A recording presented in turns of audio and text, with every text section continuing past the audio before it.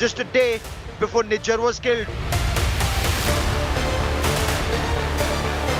Why was the Canadian intelligence meeting a plumber so frequently? Is Canada being economical with the truth? Explosive Nijjar disclosure. That's our top focus on India First. So the Canadian Security and Intelligence Service, it seems, held weekly meetings month before Nijjar was killed. One meeting was held on the 17th of June, that's a day before Nijjar was killed, and another was scheduled for the 20th of June, 2 days after he was gunned down. All of this information has been shared by his son. We'll get you details on the story. Also coming up on India First, the ground report the nation has been waiting for. India Today reports from the epicenter of the India-Canada storm. India Today's Anisha Mathur reports from Surrey, where that Canadian terrorist Hardeep Nijjar was gunned down. We'll get you that big story. I'm Gaurav Sawant. First, as always, let's get started with the headlines at 10. India Today's sting operation uncovers human trafficking racket across Rajasthan and Madhya Pradesh. Minor girls sold off between 3 lakhs to 10 lakh rupees by their parents and relatives. Aam Aadmi Party and Congress lock horns in Punjab after Congress leader Sukhpal Khaira arrested as alleged accused in an old drugs case. Congress accuses the Bhagwant Mann government of using enforcement for political gains. After CBI orders a preliminary inquiry into Delhi Chief Minister Arvind Kejriwal's house refurbishment, Arvind Kejriwal challenges the BJP to show proof. BJP hits back, says the Aam Aadmi Party is drowning in corruption.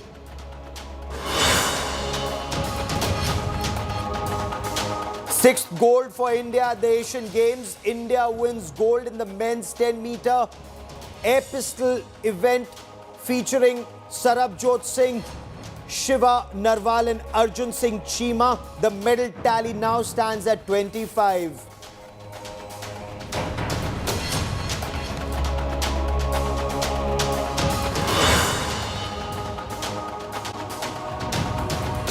Our top story on the broadcast, a bombshell dropped by terrorist Hardeep Singh Nijjar's son Balraj in Canada. Balraj Nijjar has revealed that his father was in touch with Canadian intelligence agencies regularly. He claims they virtually had weekly meetings months before Nijjar was killed. In fact, one meeting was scheduled and held on the 17th of June, a day before Nijjar was killed outside that Gurudwara in Surrey, and the second meeting was scheduled for 20th of June. But the question remains, why were Canadian agencies meeting a plumber so regularly? And if it was to protect him or sensitize him, why did they fail so miserably to protect him?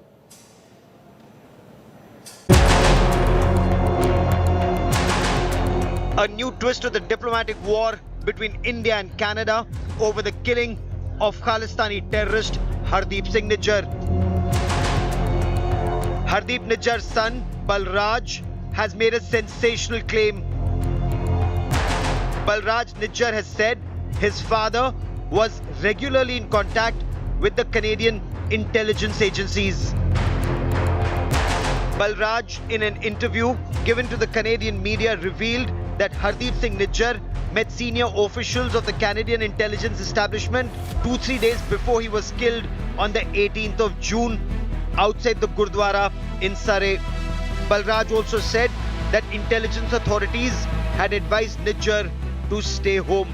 Balraj says he accompanied his father to these meetings. The new revelations come days after Canadian Prime Minister Justin Trudeau, in a statement in Parliament, pointed fingers at India over the murder. Over the past number of weeks, Canadian security agencies have been actively pursuing credible allegations of a potential link between agents of the government of India and the killing of a Canadian citizen Hardeep Singh Nijjar. India has categorically rejected the Canadian allegation of involvement in Nijjar's murder as absurd and politically motivated, saying Canada had long provided shelter to Khalistani terrorists and extremists. कुछ देश हमारी दी गई information पर बहुत तेजी से react करते रहे हैं, जबकि कनाडा के बारे में मैं अफसोस से कहता हूं कि हम लोगों ने बहुत इंफॉर्मेशन उनके साथ रेगुलरली शेयर की है, हमारे लेवल पर भी और भारत सरकार के लेवल पर भी। जहां तक पन्नू का सवाल है या निज्जर का सवाल है, इसके बारे में हम लोगों ने उनको कंक्रीट एविडेंस दिया है और वो स्वयं भी जानते हैं कि इन लोगों की किस तरह की गतिविधियां हैं, लेकिन अफसोस यही है कि वहां से जिस तरह की रिस्पांस मिलनी चाहिए कनाडा से, वो रिस्पांस नहीं मिली है। Hardeep Singh Nijjar was originally from a village in Punjab's Jalandhar district. The 45-year-old went to Canada allegedly on forged documents, according to investigators. India has been demanding action against Khalistani terrorists, including Nijjar, who are operating from Canadian soil for several years now.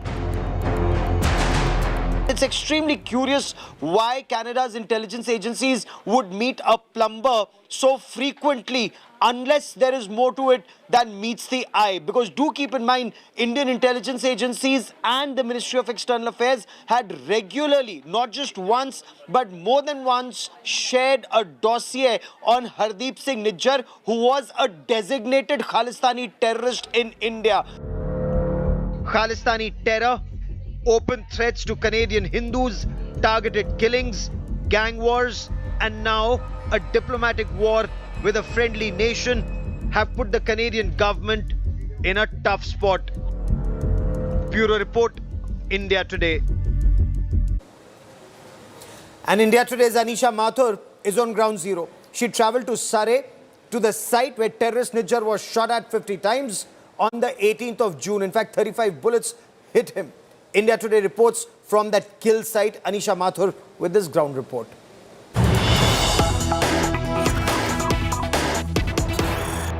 I'm here outside the Guru Nanak Sikh Gurdwara in Surrey, Vancouver, where very famously the Canadian media had recently reported that the Khalistan flags and the posters against India had been removed.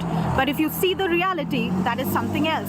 While on one side of the Gurdwara gates, the poster had been removed, on the other side of the Guru Nanak Sikh Gurdwara gate, a poster calling for the assassination of Indian diplomats is very much there. It is right here outside the Guru Nanak Sikh Gurdwara gates, along with a poster of Hardeep Singh Nijjar, who was killed very recently, causing a massive diplomatic spat between India and Canada. Canadian government laws are very clear that while you can call for a protest, you can call for a referendum, you have the right to free speech, what you cannot do under Canadian law is call for violence against any particular identified community. So it is now then for the authorities in British Columbia, in Surrey, to see why such a poster is still up outside a Gurdwara, even though from the other side the poster was removed amid a lot of media reportage here in Canada. Are we only getting one side of the story that is happening in Surrey, back home in India? Reporting from the ground in Surrey, this is Anisha Mathur from India Today. The question also remains, why is no action being taken against Gurpatwant Singh Pannun when that terror supporter, when that terror backer says Hindus leave Canada? If it's against the law, then why is no action being taken against him by the Justin Trudeau government? The question also remains, why were Canadian intelligence agencies meeting Nijjar so frequently? Is Canada being economical with the truth? Let me quickly bring into this conversation Daniel Boardman. He's a senior correspondent with the National Telegraph, joins us from Toronto. And Daniel, Nijjar's son says his father held weekly meetings with the CSIS, the Canadian intelligence agencies, months before he was killed. Is that normal? Is that odd that Canadian intelligence agencies were meeting a plumber so frequently? Well, I mean, no, it's not normal. I don't have meetings with CSIS every week. I don't think I ever have had CSIS agents come to my house. But a lot of this can kind of be explained through like a bit of an Occam's razor, like, of course that kind of happened. Because, yes, do I believe that Hardeep Singh Nijjar was getting lots of death threats and heat on him? I can believe that. Why can I believe that? Because I can see a video of him calling for the death of Hindus, violent separatism, and supporting suicide bombings. So if you're, making video content as a content creator or plumber, and your content is, I support suicide bombings and violence against this particular group of people, some people in that group you're calling for violence against are going to call for violence against you. Now, none of this is good. None of us should be calling for violence.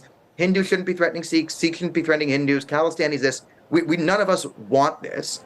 But it could make sense how someone who went around was, suspected by the Vancouver Sun in 2016 of running a potential terrorist training camp, videos of AK-47s, videos of dangerous speeches, of course that's going to rub some people the wrong way. Right. And then you add into the fact that there's a lot of inter-violence between the Khalistani gangs, so no wonder his, life could have potentially been under threat. Now, be that as it may, Daniel, why would agencies be meeting him so frequently and no follow-up action be taken or at least be known in public domain? So, for example, one meeting, according to The Sun, was held on the 17th of June. That's one day before Nijjar was killed. And the other was scheduled for the 20th of June. Now, does this indicate he was either an informer for the intelligence agencies or the agencies were seeking information? I mean, it's impossible to know. I wasn't there in the room. It's a complicated situation, and it's one of those, you can think of 10 different things being possible. And, I can understand the frustration of Indians and also Canadians. Like, why are so many resources going to protect these guys who are so clearly a problem? And why are we not trying to protect the people they're threatening more? Like, the division of resources in terms of our intelligence assets are questionable. I will grant you that. It's impossible to know. We're probably never gonna know the content of these meetings. But as I said, there's sort of an Occam's razor to this, which is, he's on video calling for violence and death against a particular ethnic group. Yes. Of course, he faced some blowback for that. We can all understand, you're on video supporting a suicide bombing. People aren't going to be happy. So, how seriously do our intelligence agencies take the Khalistani threat? How much do they understand the Khalistani threat? How much political will is there to do something about the Khalistani threat? All of those questions are prominent in the minds of a lot of Canadians because... Oh, I'm glad... I'm glad at least those questions are being asked in Canada, because if there was a threat, and taking that theory forward, that there was a threat to Nijjar's life, and if intelligence agencies were aware of it, would they not have deployed the police to protect him? Would they not have been giving him personal security detail? Something, it just seems, doesn't add up, that they're meeting him frequently, but... And I want to understand from you, since you're reporting the story, was any visible security provided to him on ground? That we don't know. Also, you have to keep in mind this is Canada, not America. So here's a side story that might give you a bit of an insight into Canadian security approaches. When the Toronto Raptors won the NBA championship in 2019, there was a big parade in Toronto. Justin Trudeau was there, the Premier was there, he was making a speech on stage. During that, there was an actual gang shooting a block away, gunshots going off.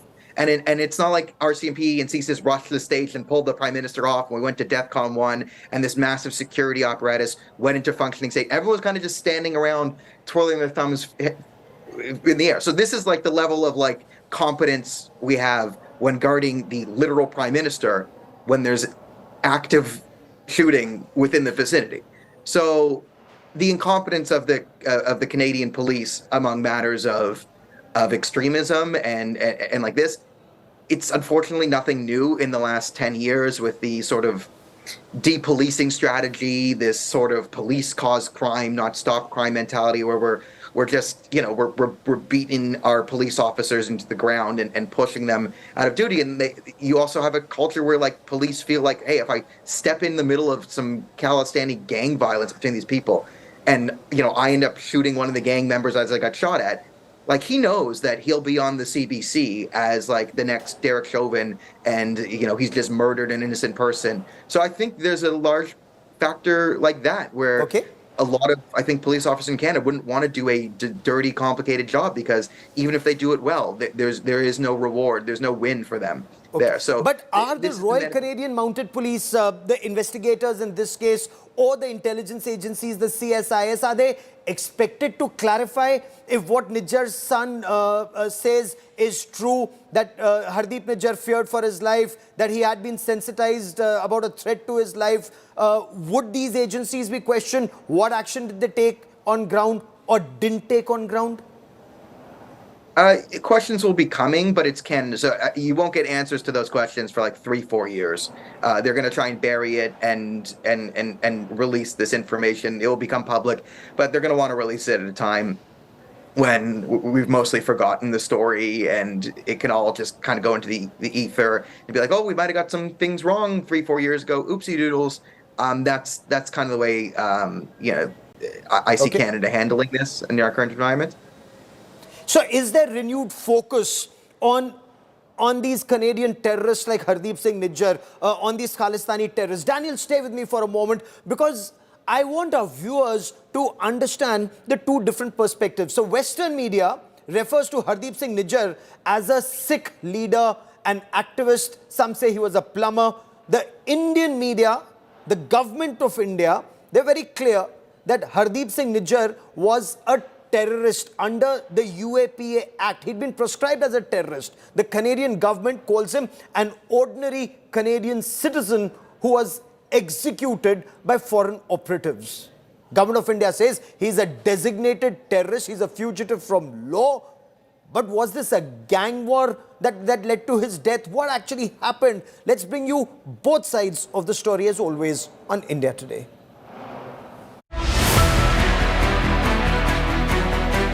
His supporters in Canada have elevated him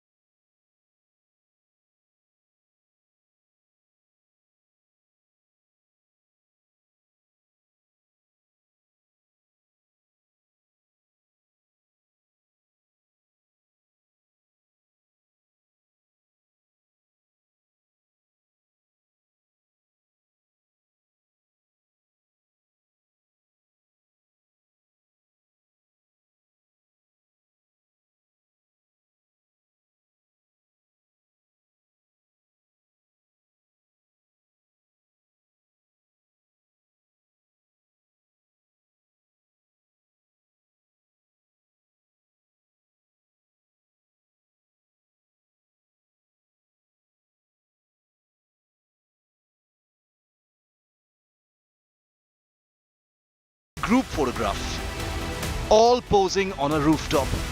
Trees, an open area, a gate, and dome-shaped structures in the back.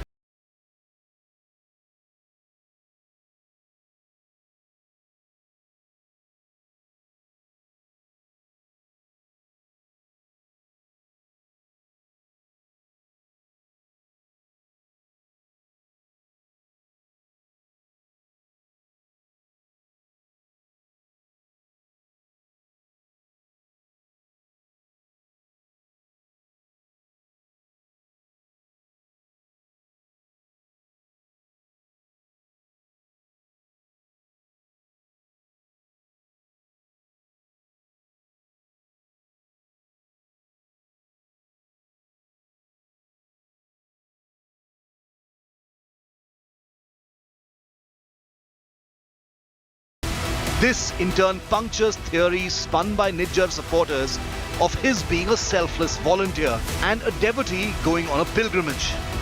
His visit to Pakistan more than just a religious tour when he pictures himself brandishing an assault rifle. With Ankit Kumar, Bureau Report, India Today. Daniel, is there closer scrutiny on these Khalistani elements in Canada? Are people asking the Trudeau government questions about India's allegations that they're being too soft on these Khalistani terrorists, or leaders like Jagmeet Singh, who see themselves as future prime ministers of Canada, ensure that there's no action that's taken against Khalistani elements? Yeah, I would say the awareness of this problem is growing.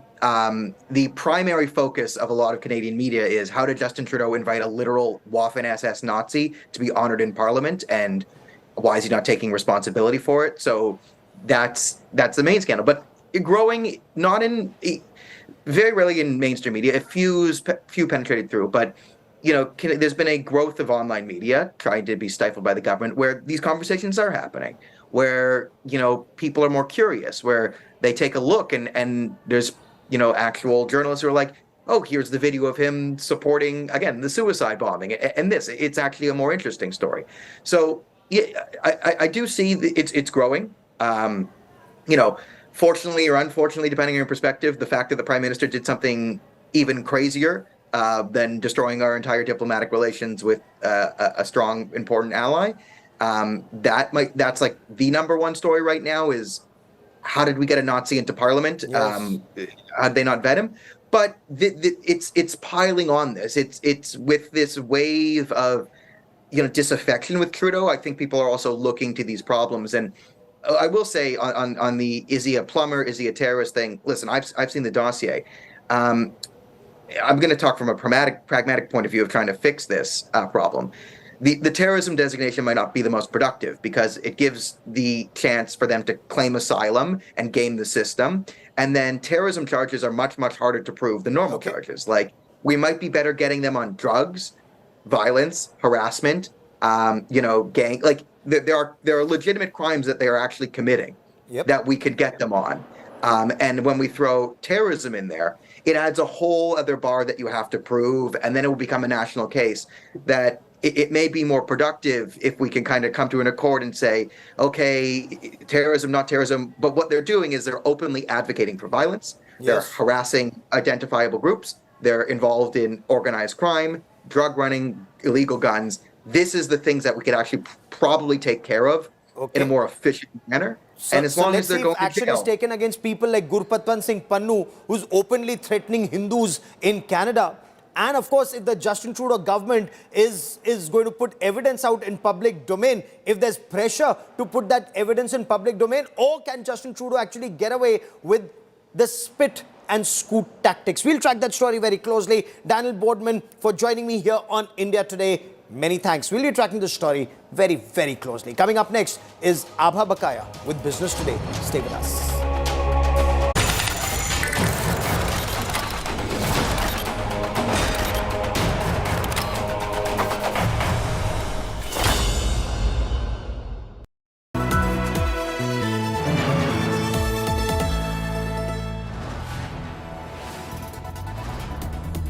You are watching India Today, powered by Finest, Be Sustainable Change, a BNP Group company.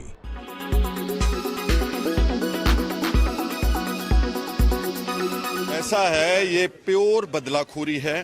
Punjab में भगवंत मान हमारी opposition को जर नहीं पा रहे। एक तरफ केजरीवाल और भगवंत मान इंडिया अलायंस के अंदर घुसने के लिए हमारी दिल्ली की लीडरशिप के ऊपर बहुत दबाव डालते हैं, और यहाँ पंजाब में कांग्रेस को मार्जिनलाइज करने के लिए, आवाज बंद करने के लिए ऐसी गंदी हरकत की है आज। जो ये बोलते थे ना कि बदलाव की राजनीति कर रही है, बदलाव नहीं है, ये बदला है। ये तो भगवंत मान जैसे खून का प्यासा है। And let me tell you are the responsible media here, I will not be surprised if he gets me physically eliminated also. ये तो एक किस्म का, जैसे पुलिस वाले जो इस लेवल के हैं, ये पेड मर्सिनरीज की तरह काम कर रहे हैं। जैसे ना गुंडे बदमाश पेड होते हैं, ये भूल गए कि हम कॉन्स्टिट्यूशन के रखवाले हैं, हम वर्दी डालते हैं। मेरे को इस तरह गिरफ्तार करके ये सिर्फ अपने उसने प्यास ठंडी की है भगवान में। I don't bother, let me tell you all of you, I will fight every little bit of it. और मैं बिल्कुल डरने वाला नहीं हूं। आम आदमी पार्टी की सरकार कांग्रेस के कार्यकर्ताओं को बड़ा पीड़ित कर रही है, उत्पीड़न बहुत हो रहा है। इसीलिए पंजाब की यूनिट किसी भी हालत में अलायंस नहीं चाहती। वो देख रहे हैं कि अपनी बचत के खातिर इंडिया अलायंस में आम आदमी पार्टी शामिल हो गई है। मेरा ख्याल है इंडिया अलायंस में न आए होते तब तक गिरफ्तार हो गए होते। और सुखपाल खैरा जी चूंकि पहले से आम आदमी पार्टी से आए हैं, इसलिए दुश्मनी निकाल रहे हैं। The case is of 2015. Aam Aadmi Party government came to power in March 2022. Today we are in September 2023. What was taking so long for the Aam Aadmi Party and its police and government, which is very proactive to pursue cases of all kinds to settle political scores of people who write against Mr. Kejriwal, to go and take action on Mr. Khera for the last 18 months?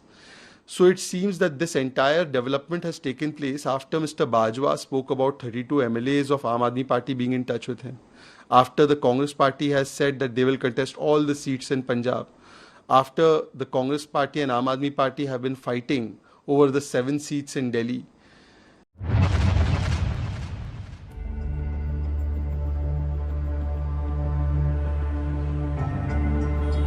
Amid the escalating India-Canada standoff, the National Investigation Agency has intensified its crackdown on Khalistani terrorists. The NIA on Wednesday raided 50 locations in Punjab, Rajasthan, Haryana, Uttarakhand, Delhi and Uttar Pradesh. During the raids, the NIA detained wanted Canada-based terrorist Arsh Dala's aide Jora from Firozpur in Punjab.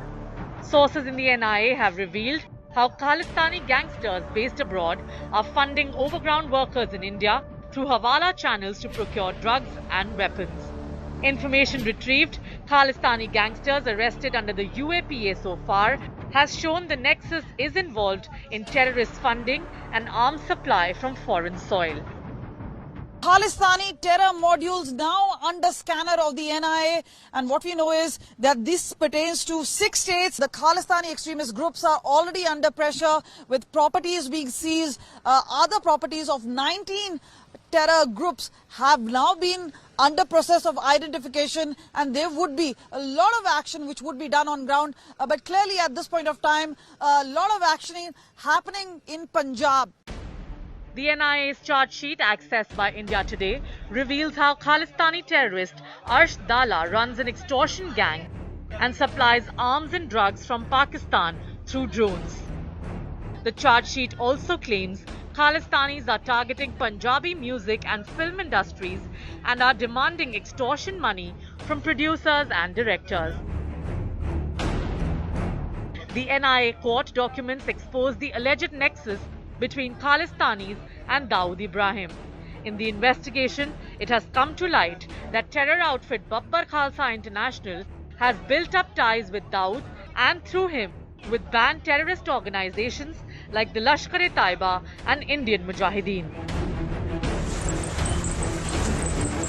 With Kamaljeet Sandhu in Chandigarh and Shreya Chatterjee in Delhi, Bureau Report, India Today.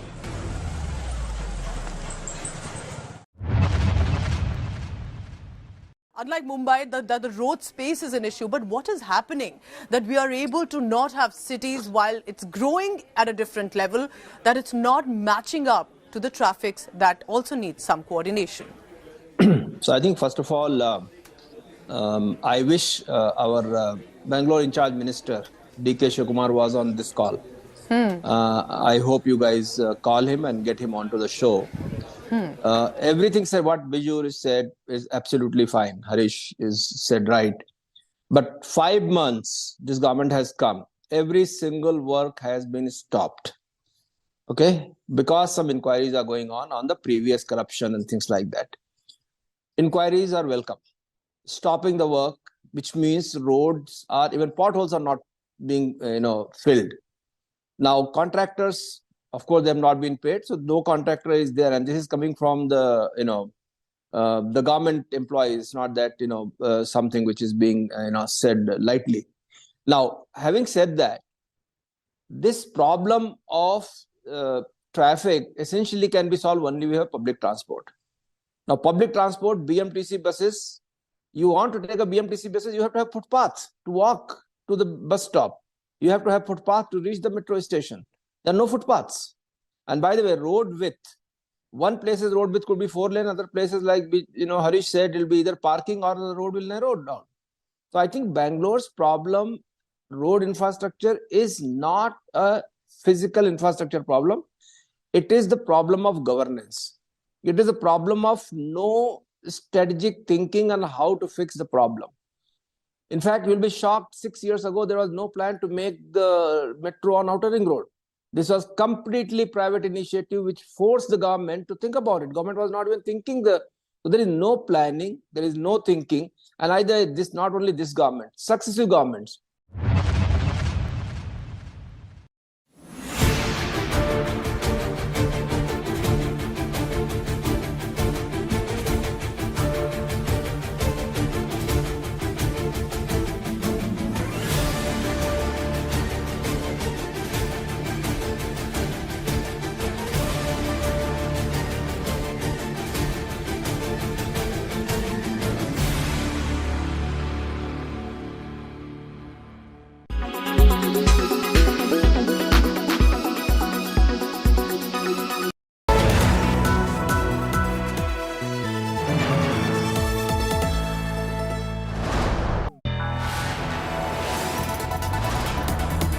You are watching India Today, powered by Finest, Be Sustainable Change, a BNP Group company.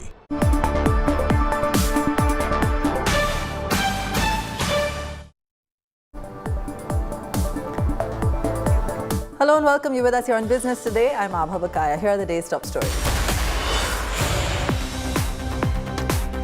Is China envious of the Make in India iPhone? Chinese social media is flooded with misinformation and fake news about the Indian-made iPhone 15, and the usually iron-fisted Chinese government is allowing this propaganda to spread.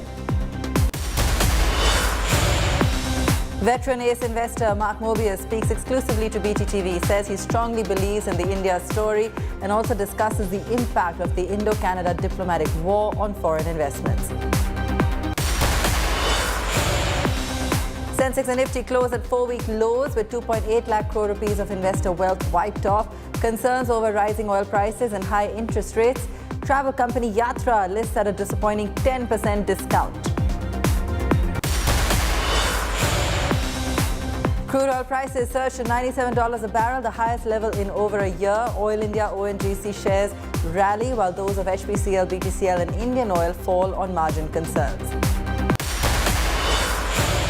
Indian tech funding hits 5-year low with third consecutive quarterly decline. Traction report says tech startups raised just $1.5 billion in July to September, a 29% decrease from the previous quarter and a 54% fall from last year. Envious and furious, that's what a section of the Chinese are after the latest Made in India Apple iPhones hit the market earlier this month. Social media users from China are seemingly on a mission to create doubts over the quality of the handset built in India. Platforms like Weibo and X are now flooded with doubts about the quality of the iPhones made in India.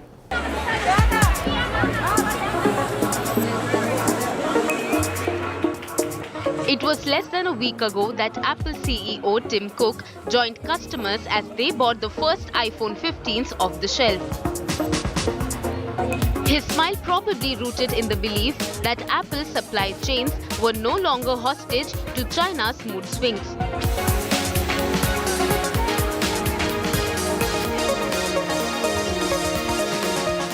This as the first made in India iPhone 15 also went on sale across the world. The Indian customer will get an iPhone 15 that is manufactured in India, and the other customers will get iPhone 15 that are manufactured elsewhere in the world, including China. So that is a big difference between what used to be and what is today. And this is a transformation that has happened over the last 9 years, and India is certainly a leading presence on the global electronics scene today. But India's moment of pride has raised unprecedented heckles in China, with social media and state-controlled outlets in China erupting with anti-India posts. Several posts on Weibo allege that the India-made iPhone 15 units are being diverted to China after being rejected in Europe for having quality issues. There were other posts which in fact mentioned some incredible numbers that only 34% of Indian-made iPhones could pass European quality tests. The misinformation was picked up by other platforms like WeChat and gained traction with dozens of articles and videos repeating and even blowing up the false claims. Articles also appeared on Chinese websites on how to identify and avoid India-made iPhones. Most of these articles are patently false. The Chinese propaganda war against India also took a racist turn, with a popular post doing the rounds that new iPhones will smell of curry. There were also comments that the best way to identify India-made iPhones is to smell it. Others made fun of India-made iPhones being dirty because Indian people don't use toilet paper. A teardown of an iPhone also showed alleged dust particles inside. The latest allegations are that the Made in India iPhone Pro series overheat on charging. The only problem in these allegations, including the ones about the dust, are that the Pro series is not manufactured in India. Only the iPhone 15 and 15 Plus are. Apple had to later issue a clarification that chargers of Android phones should not be used to charge the iPhone. Surprisingly, the Chinese state, which keeps an iron-fisted control over all articles and social media posts, has allowed the spread of the false narrative against India. This has led many to believe that the posts are not isolated but reflect China's increasing discomfort with the growing success of the Modi government's Make in India scheme. Apple is reportedly reaffirming its faith in India and has targeted a production target of $40 billion in the next 4 to 5 years from the current $7 billion. The plans include expanding the product mix in its factories in India, a move which is bound to cause more consternation in China. Bureau Report, Business Today Television. With Chinese social media posts working in concert to spread misinformation about the quality of India-made handsets, Business Today TV managing editor Siddharth Zarabi spoke to the president of one of India's largest mobile phone companies, Lava. When the ecosystem was not there in India, I'm talking about 10 years back, 9 to 10 years back, so we had to set up our factory in China. So that's where we had this whole design center as well as the manufacturing setup. And then later on we shifted to India, shifted the entire design as well as manufacturing setup to India. I can tell you from the numbers that I have that whenever we used to do manufacturing in China, whether it is by ourselves or through a third party, our fault rates used to be very high. And ever since we have got manufacturing in our own control in India, our fault rates have dramatically reduced. So this mindset of quality in India is very good. I think I do not believe this theory that Indians cannot do a good quality job. I think we are doing a good quality job already. So I don't subscribe to that. Of course, you will always have people who will obviously find faults with everything. Markets today closed lower. Benchmarks were down about 1% in trade, with about 2.8 lakh crore rupees of wealth wiped off the market, with investors anxious about rising inflation and tightening interest rates. The rise in crude oil prices to 12-month highs also sparked concern on D Street. Markets saw a volatile session ahead of F&O expiry. Sensex down 610 points to settle at 65,508, while Nifty slipped 193 points to 19,524. Top movers today: L&T, Airtel, ONGC, Coal India and Power Grid. And on the downside, Tech Mahindra, Asian Paints, LTI Mindtree, M&M and Wipro lagging behind. September has witnessed huge foreign fund outflows from the Indian stock markets. Foreign portfolio investors turned net sellers for the first time 7 months in September. Data shows that FPIs have pulled out a net $1.5 billion with 2 days of trade remaining this month. The reason? Rising bond yields and a stronger US dollar. FPIs have been net buyers from March to August, buying shares worth $21.3 billion in this period. Veteran emerging market fund manager Mark Mobius, who manages around 300 million worth of assets across the globe, remains bullish on the India story despite the latest sell-off by FPIs this month. In an exclusive chat with Business Today's Rahul Oberoi, the ace investor spoke about why he believes in India's growth. He also spoke about the possible impact of diplomatic tensions between India and Canada. And what is keeping you bullish on India?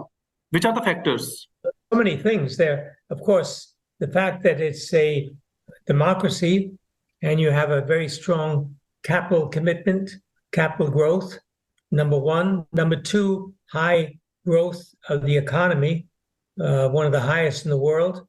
Number three, young population.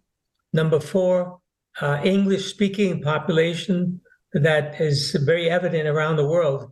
You know, India has so many people around the world that are leaders in different fields.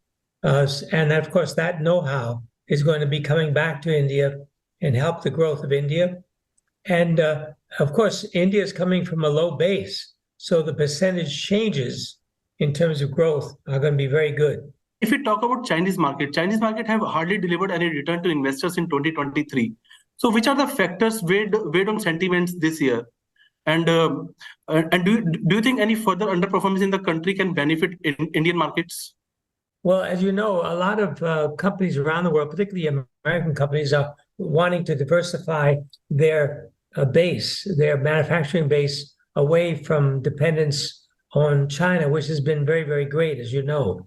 But that does not mean that they are going to exit China completely. China will still be a very important market, not only for manufacturing, but also for exports from other countries around the world. China is a big consumer market. So the big change that's taking place in China, of course, is that they're moving away from emphasis on property investment and now more emphasis on technology. Because as you know, Xi Jinping has very clearly stated that he wants China to be able to overtake the US in terms of semiconductors and technology generally. So there's going to be an incredible amount of investment in those areas. If we talk about recent tensions between India and Canada, so can we see some outflows from Canadian funds from India? Yes, you will see some, but this is very insignificant. You know, when you look at the total picture of trade, investment, etc., Canada is a very, very small part of the total picture. So I don't think this is going to be significant. There's a lot of noise, I know, about Trudeau and what he said, etc., but I don't think it's going to have a big impact. Let's take a very quick break. Let me remind you to watch Business Today TV's exclusive high-powered chat with the former U.S. Treasury Larry Summers and former chairman of the 15th Finance Commission, N.K. Singh, tomorrow at 10:30 p.m.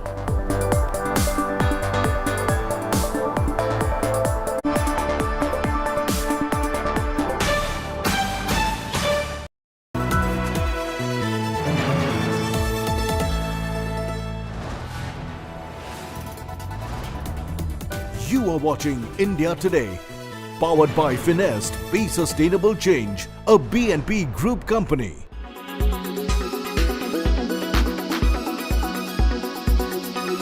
Present government है वहाँ Canada में, वो Khalistani sympathiser पर dependent है. उनकी एक supporting party जो है वो प्रो खालिस्तानी है. लेकिन हमारी ये फिर भी प्रयास लगातार रहता है और रहा है कि वो हमारी सिक्योरिटी कंसर्न्स को समझें और उसके बेसिस पर रिएक्ट करें. जहां तक पन्नू का सवाल है या निज्जर का सवाल है, इसके बारे में हम लोगों ने उनको कंक्रीट एविडेंस दिया है और वो स्वयं भी जानते हैं कि इन लोगों की किस तरह की गतिविधियां हैं. लेकिन अफसोस यही है कि वहां से जिस तरह की रिस्पांस मिलनी चाहिए कनाडा से, वो रिस्पांस नहीं मिली है. जहां तक निज्जर की गतिविधियों का सवाल है, हम लोगों ने ये पाया था कि निज्जर यहाँ देश पंजाब में बहुत तरह की जो है इलीगल एक्टिविटीज करवाने की, शांति व्यवस्था को भंग करने के प्रयास करता रहा है, लेकिन उसमें वो सफल नहीं हो पाया है. आज के दिन हम सब लोग जानते हैं कि क्राइम करने के लिए बाउंड्रीज जो हैं वो इमेटीरियल हो गई हैं। ये पाकिस्तान के बारे में तो हम सब सदा से जानते हैं, पाकिस्तान ने कश्मीर में भी प्रॉब्लम क्रिएट किए हैं, करते रहे हैं, अभी भी करते हैं। पहले पंजाब में भी प्रॉब्लम उन्होंने क्रिएट करने की कोशिश की थी, उस पर काबू पा लिया गया था, और अब भी वो एक उनकी तरफ से एक लगातार ये प्रयास रहता है, जिसके लिए वो विदेशों में जहां जहां भी उनकी एम्बेसीज हैं, जहां जहां भी उनको इस काम के लिए लोग मिल सकते हैं, उस पर वो लगे रहते हैं। सवाल ये है कि हमारे यहाँ हमारी सिक्योरिटी एजेंसीज, मैं मानता हूं कि बहुत अलर्ट है। बाबा साहब ಹೇಳ್ತಾರೆ ಅವ್ರ ಕಡೆ ಬರೆದಾರೆ, ಭಾರತಕ್ಕೆ ಉಪವಾಸ ಕುಂಡ್ರೋದ್ರಿಂದ ಸ್ವಾತಂತ್ರ್ಯ ಸಿಕ್ಕಿಲ್ಲ, ಈ ಕಡೆ ಹೊಡೆದ್ರೆ ಈ ಕಡೆ ಹೊಡಿ ಅಂತ ಹೇಳಿದ್ರಿಂದ ಸಿಕ್ಕಿಲ್ಲ, ನೇತಾಜಿ ಸುಭಾಷ್ ಚಂದ್ರ ಬೋಸರ ಭಯದಿಂದ ಬ್ರಿಟಿಷರು ಬಿಟ್ಟು ಹೋದ್ರು. ನೇತಾಜಿ ಸುಭಾಷ್ ಚಂದ್ರ ಬೋಸರು 2ನೇ ಮಹಾಯುದ್ಧದ ನಂತರ ಒಂದು ಸ್ವತಂತ್ರ ಭಾರತದ ಮೊದಲ ಪ್ರಧಾನಮಂತ್ರಿ ಅವರು 4-5 ಭಾಗವನ್ನ ಸ್ವತಂತ್ರ ಮಾಡಿ ಅದರ ಪ್ರಧಾನಮಂತ್ರಿ ಅದು ಘೋಷಣೆ ಆಯಿತು. ಅದರದೇ ಒಂದು ಕರೆನ್ಸಿ, ಅದರದೇ ಒಂದು ಧ್ವಜ, ಅದರದೇ ಒಂದು ರಾಷ್ಟ್ರಗೀತೆ. ಅದಕ್ಕೆ ನಮ್ಮ ಪ್ರಧಾನಮಂತ್ರಿ ಮೋದಿ ಹೇಳ್ತಾರೆ, ನೆಹರು ಭಾರತದ ಮೊದಲ ಪ್ರಧಾನಮಂತ್ರಿ ಅಲ್ಲ, ನೇತಾಜಿ ಸುಭಾಷ್ ಚಂದ್ರ ಬೋಸ್ ದೇಶದ ಪ್ರಧಾನಮಂತ್ರಿ.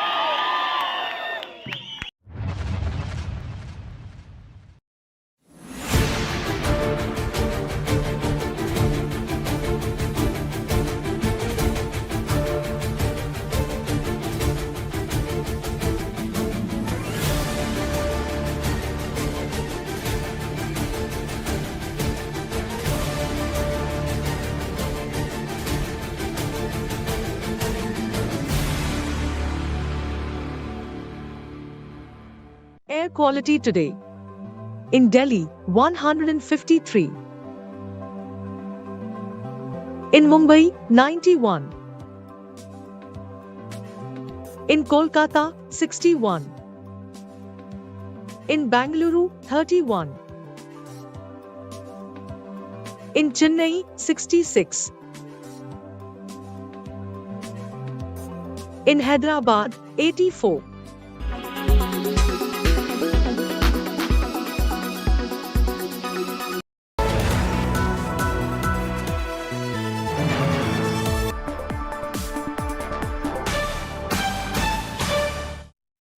Welcome back. Amul is all set to open a new 2 million litre per day dairy in Rajkot. The FMCG brand, India's largest, is also planning a huge expansion into the organic space. Speaking to Business Today TV's Chetan Bhutani on the sidelines of the Vibrant Gujarat Summit, Jayan Mehta, MD of the Gujarat Cooperative Milk Marketing Federation, also revealed what the dairy Goliath has in store for festive season. Gujarat has seen a very vibrant growth over the last several decades thanks to this Vibrant Gujarat event. And to just put the perspective in numbers, in the year 2002-03, when this event started, GCF, the Gujarat Milk Marketing Federation, Amul brand turnover was about 2,400 crores. Today, GCF has grown 25 times in 20 years, and our balance sheet turnover is 55,000 crores, and Amul brand turnover is 72,000 crores, making it the largest FMCG brand in the country. So the growth of Gujarat, growth of Amul has been synonymous, and it is true, the credit goes to all the 3.6 million farmers across 18,600 villages of Gujarat, and primarily the women who have been driving this growth with potential and opportunity, and making us a formidable force in the country, and possibly a powerhouse or a dairy to the world. So the Prime Minister also pointed out on the implementation of the policy. You know, you have your farmers there, everything is good, but the MOUs are signed, but once not implemented, has no use of it, sir. So tell us about what new the state of Gujarat has done over a period of years, so that the policy implementation part, as a businessman, as an industrialist, what difference have you seen over the years? You know, we are actually seeing the walking of the talk. Because we are in every village of Gujarat. We have districts and unions and the dairy plants in every district of the state. And the expansion plan, the rapid increase in milk from just 3-4 million litres a day to now 30 million litres a day is all happened right in front of our eyes. And with the team, both from the government, the policy makers, the ministries, and of course our management team, all have contributed to this growth, and it's not that one person is responsible. It's the entire collective enterprise driven by a large number of people making this possible. Does Amul still participate at Vibrant Gujarat summits, and do you still sign MOUs with the government? And if yes, what all is the new phase that Amul would get into with the Gujarat government? You see, Amul has been a part of the Gujarat growth story, and of course we continue our association with every single Vibrant Gujarati event. This year also we'll be participating in a big way. We have been investing big time in Gujarat. So a new dairy plant of more than 2 million litres capacity is being put up at Rajkot. We're going to sign an MOU worth more than 2,000 crore rupees only for that plant, handling 2 million litres a day. Plus many other projects are there in the pipeline. Our initiatives in the organic space, our initiatives in the development of variety of products in every district of the state. All this is a part of the event. The upcoming festive season also means massive discounts and sales by e-commerce giants Amazon and Flipkart. Both have teased their mega sales but have not announced the dates just as yet. What also accompanies these sales are massive logistical efforts to ensure products reach customers on time. BTTV's Karishma Sudani visited an Amazon fulfillment center in Bengaluru and spoke to the company's operations VP Abhinav Singh. It's an army of Amazon team that's working right there. Tell me what exactly happens once a consumer clicks the buy button, the kind of processes that go on. Yeah, that's a very interesting question. When you click buy, the first thing that happens is we figure out which is the best place to fulfill your order from. Right, Right now you're staying in Delhi. And if you're a Prime customer, which I hope you are, you would then be expecting the delivery of that package the same day or the very next day. So we will try and make sure it gets fulfilled from a customer fulfillment center very close to you in Delhi or on the outskirts of Delhi. That decision is happening real time. So before you get to the promise page, there is an inventory check being done to decide where to put the order.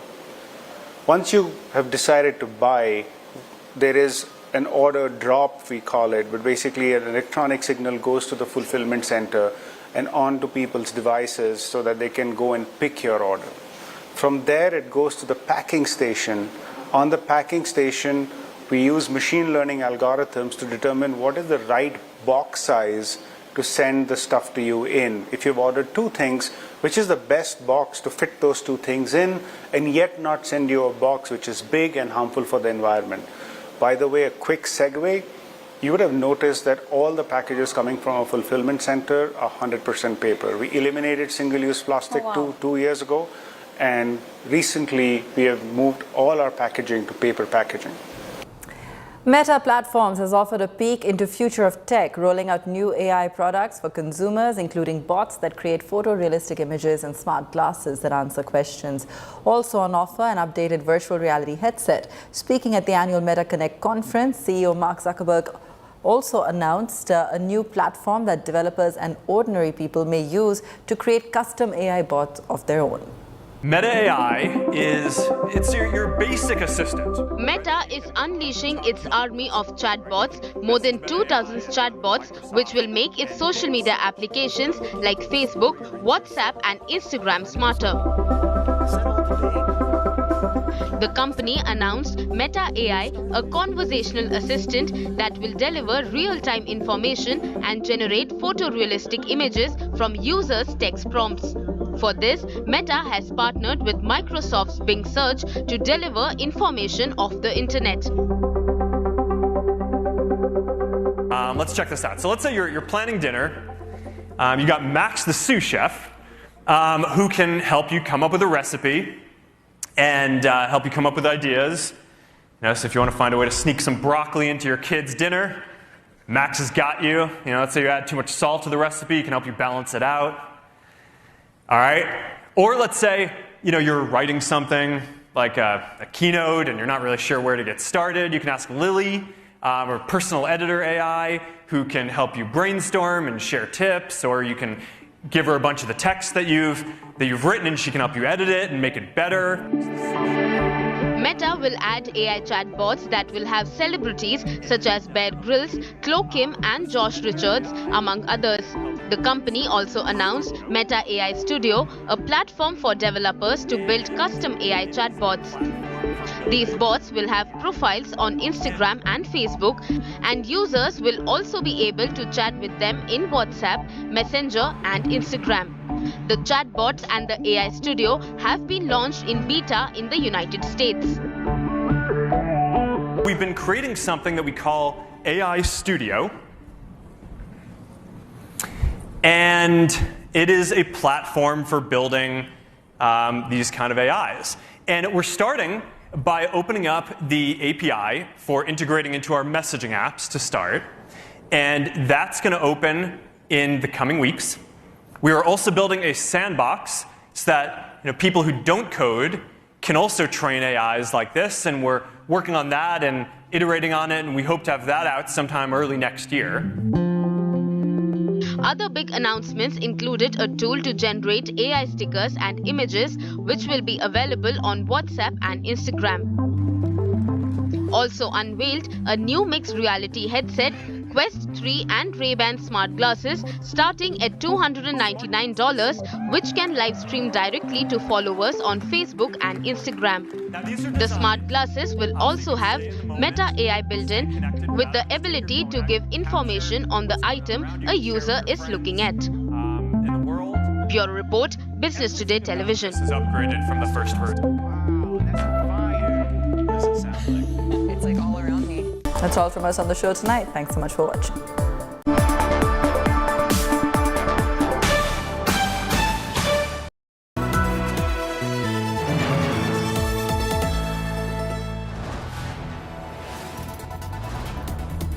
You are watching India Today, powered by Finest, Be Sustainable Change, a BNP Group company.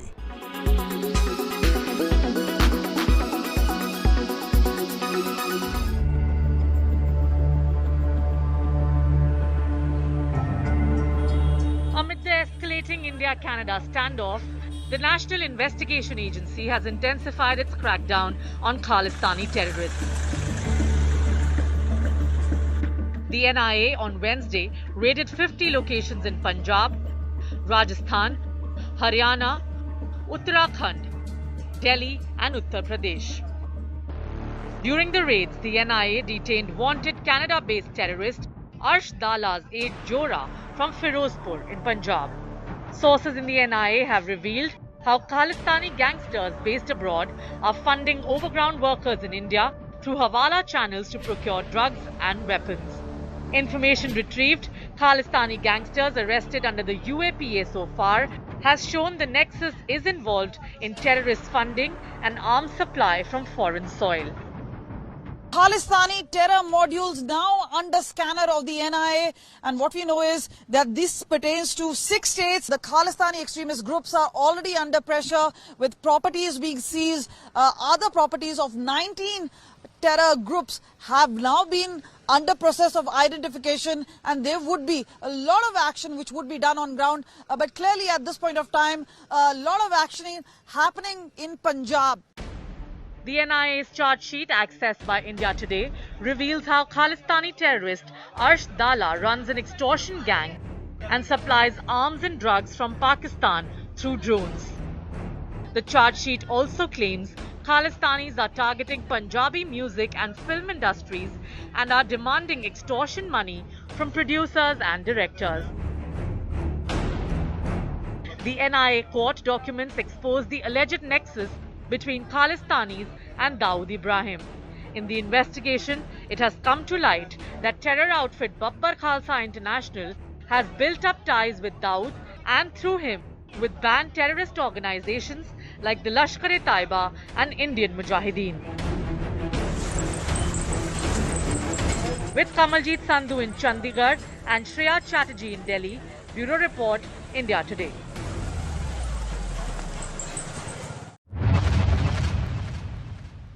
I try to understand how different was it, let's say, to the traffic on Delhi-Noida border or Delhi-Gurgaon border. And it was definitely taking way more than usual. I try to understand it and take a look at this map. For example, if there was a distance from Yemalur to Bengaluru, which is about 4 kilometers. 4 kilometers, that's not too much. It took 3 hours to cross that stretch for the residents. For example, let's take HSR to Bengaluru again, though it connects the same route. 4.6 kilometers, 3 hours almost to be stuck in that traffic. And I'm talking not just about office goers. There were school children who left from schools and reached at about 8 p.m. to their residence. A 3 kilometer, almost 1.5 hours from the Alpine Eco Apartments to Ashray layout. So this about 3 kilometers took over 1 hour to even cover. 16 kilometers, which is a longer stretch, for example, from the Manyata Tech Park to Marathalli, took about almost 4.5-5 hours. Imagine being stuck in traffic for 4 hours. You could actually be in another city, another state also, but it took 5 hours even just in that.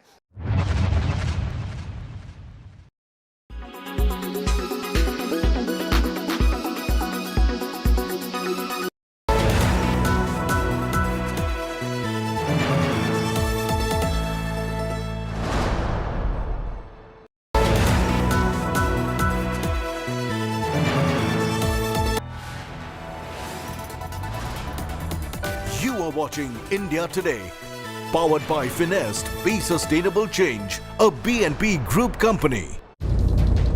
Bombshell on slain terrorist Nijjar. Sun exposes nexus with Canadian intel. Frequent visitor and possible protectee. Was Nijjar a state agent for Canada? ये रिश्ता क्या कहलाता है, Mr. Trudeau? The revelations that have come out courtesy Hardeep Singh Nijjar's son are no small thing.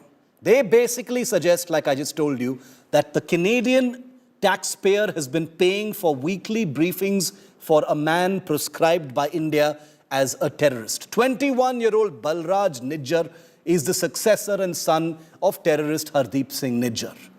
His claims have lit a fire that Canada isn't going to be able to put out in a hurry. Take a look.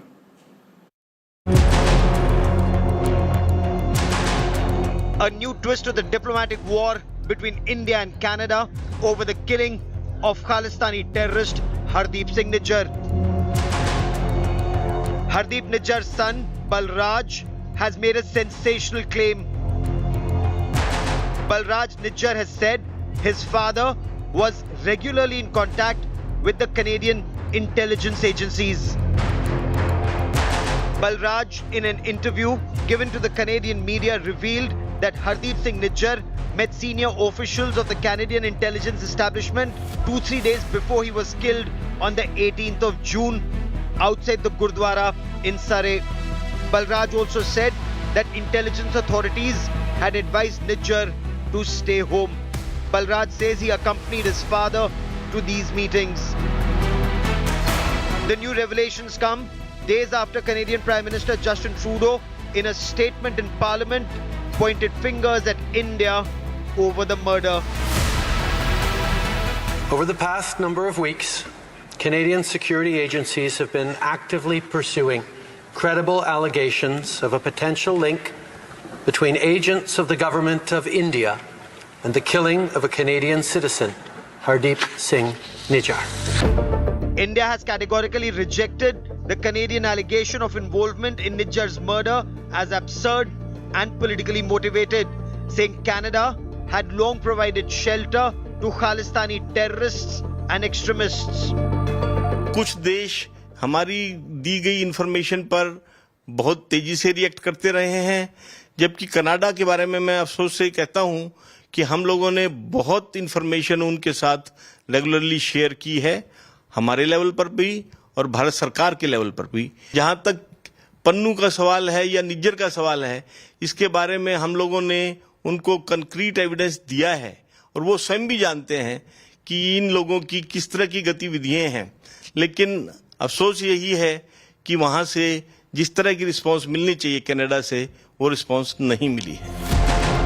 Hardeep Singh Nijjar was originally from a village in Punjab's Jalandhar district. The 45